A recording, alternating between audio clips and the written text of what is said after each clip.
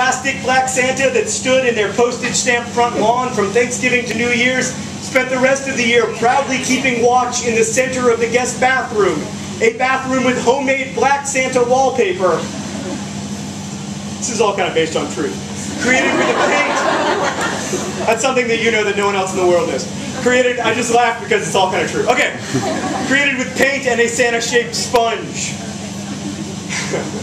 As a plaque beside their front door proclaimed, Radar's house was an officially registered Santa landmark, according to the Society for Christmas. You just gotta tell her, man, I said. You just gotta say, Angela, I really like you, but there's something you need to know. When we go to my house to hook up, we will be watched by the 2,400 eyes of 1,200 black Santas.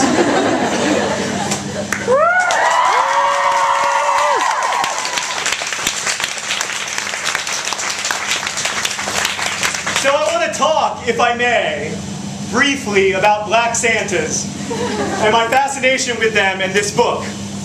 So here's a question. Why, and this is not a rhetorical question, I want you to answer if you have an answer. You're a little late. It's okay, I have good news and bad news. The good news is that many people who came here much earlier than you also didn't get in. Okay, why is Santa white? It's in Lapland. Huh? He's from Lapland. He's from Lapland. That's an interesting observation. He's actually from the North Pole, and as far as I know, people from the North Pole are not necessarily white. Because there are no people there. It's a European tradition. It's a European tradition, except it's not. It's based on St. Nicholas of Myra, who's not European, at least according to the EU and their dislike of Turkey. But he's celebrated in Holland and Belgium and Germany. He was sort of invented in Belgium and Germany, but he was also simultaneously invented in Turkey and Egypt, and you don't see a lot of like Egyptian-looking Santas. I would submit that Santa is white because little kids, raise your hand. Little kids, little kids, little kids, little kids, little kids, little kids. You're old enough. We made him up.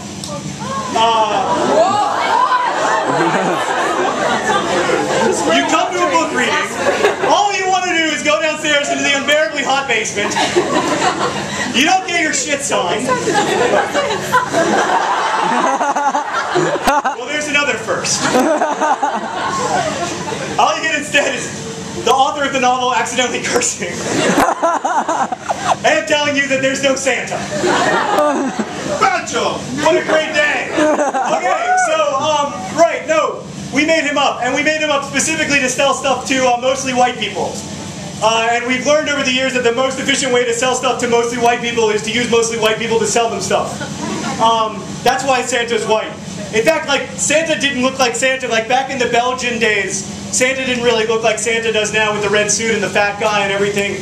The same guy in America who invented the Coca-Cola logo invented the way Santa looks like now. So, let me submit to you that we have failed to imagine Santa complexly. That we have this like really simplistic idea of Santa that denies all kinds of other possible and interesting Santas, and given that Santa is a construction, that we can indeed like imagine Santa much differently. Several people say this to Radar throughout the course of the novel, and Radar's response is always like, yeah, I'm always thinking about how poorly I imagine Santa when I eat my freaking Lucky Charms with my freaking black Santa spoon. But I think Radar's parents are right, and I think the other characters in the book are right.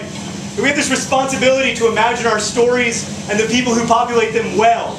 So, here's an example of what I'm talking about. Okay. Well, everyone else used a Sharpie. So, I don't know, you probably can't see that. Oh, I'll just use this book. Who loaned this to me, by the way? Me. Okay, thank you. You're about to find out something else that no one knows, and that's sort of illegal, so please don't record this. If you go to the title page of this book, it's a map. It's a really close detail of a map. There are 3 dots here, and there's a little inexplicable arrow pointing to the top dot. This is a real detail from a real map from the 1930s, originally published in the 1930s in the United States. It's a map of New York State. This line is a county line. This line here is a river. And these are some roads. And there are these 3 towns. Okay? That top town where the arrow points is called Agloe, New York. It's a fake town. Map makers create fictional cities for the purpose of protecting their copyright. So that if you put, this happens, actually London is one of the world capitals of this. In England it's usually called copyright traps or copyright trapping. Map makers will put fake little alleys on their maps of London and fake little details that are incorrect, that they know are incorrect. And they do this because then if they see that same fake detail on someone else's map, they know that their copyright has been stolen. There's almost no other way to tell if a map has been stolen because all maps look kind of the same because they all map the same places, right? Okay, this example of this, Agloe, New York, this detail that this map is taken from that you can never tell anyone about because we stole their copyright. This detail, this arrow is pointing to Agloe, New York, which is a fictional city created by a company called General Drafting in 1930 for the express purpose of protecting their copyright. 50 years later, in about 1977, Rand McNally made a map that had Agloe, New York on it. And the people at General Drafting were very excited because Rand McNally is a big map company with a lot of money. And they called Rand McNally and they said, "You guys are so screwed. You stole our map and we can prove it."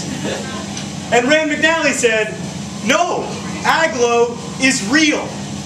Because people kept going to that intersection looking for a place called Agloe. Someone built a place called Agloe. They built the Agloe General Store and gas station. At Agloe's peak, there were 2 houses. It was real. It only existed on a map, and then it became real. It's very obvious to say that the world shapes our maps of the world. But the interesting and weird thing from a writer's perspective is that the maps of our world also shape our world. Another really good example of this is your maps in England in the 19th century, which put England in the middle damn of the world. And our maps of America today, which put America in the middle of the world. Like, we have a craziest possible place of splitting up our maps. It's because of what we think of as central. In fact, if you look at the United Nations map, which looks nothing like the maps you see of the world, that's what the world looks like. Alaska is smaller, Greenland is smaller, Iceland is bigger, Australia looks different. That's what the world looks like. But the map shapes the world. The map reflects the way we feel about the world. This is very important to me because it shows us a very specific way in which the way we imagine ourselves and our stories and the places we live and the people around us, the way all those imaginings shape who we become. And I would argue, and this book argues, that thinking intelligently and thoughtfully about what you think about matters. You choose if you think about Lindsay Lohan.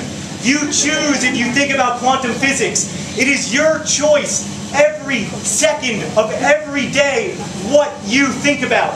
Don't let anyone tell you otherwise. Don't let a world that would have you be fat and sit on the couch and consume nothing but calories and media tell you anything other than that. It is your choice every second what you choose about. And my survival, to those of you who are younger than I am, depends upon your choosing well, because we chose horribly. And I ask you today to be conscious of that, to be conscious of the fact that it is your choice what to think about and what to care about each moment. And I have to say that for those of you who are nerd fighters, that one of the great privileges of my life is being part of a community that chooses so well so often. You know, that like emphasizes like community building, that emphasizes building pond sand filters in Bangladesh or raising $150,000 for earthquake relief in Haiti. Like, we do, I would argue, a pretty good job of using our time as a community when we come together to focus on stuff that makes the world better. And that has very little to do with me, as much as I would like to take credit for it, and everything to do with you. So I'm very grateful to you for that, and that is why I am very happy to be here. So thank you.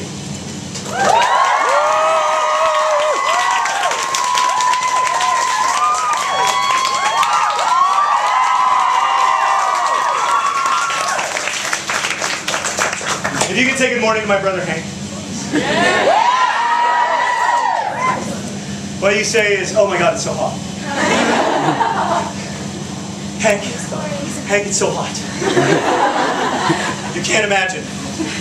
I want you to go outside. I want you to find a sauna. I want you to get in it. I want you to finish watching this video. Ready? Go. Pause it. Go. Are you in the sauna? It's hotter than that. If you can say good morning to my brother Hank, when you say it's good morning, Hank, it's Monday. I know it's not Monday, but it will be Monday. In the fullness of time. 1, 2, 3. Good morning, Hank! It's Monday!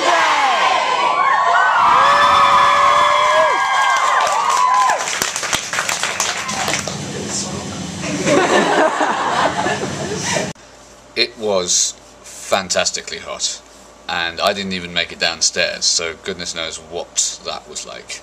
But moreover, for my part, I feel that was an extremely eloquent way he described what makes nerd fighters brilliant and a very, very worthwhile community. And I don't think we'd have really got that had we not been in that unique situation of having too many people, and because he was just there, being very, very candid with us. So as unpleasant as it was to actually be there, we got something that we otherwise probably would never ever have had.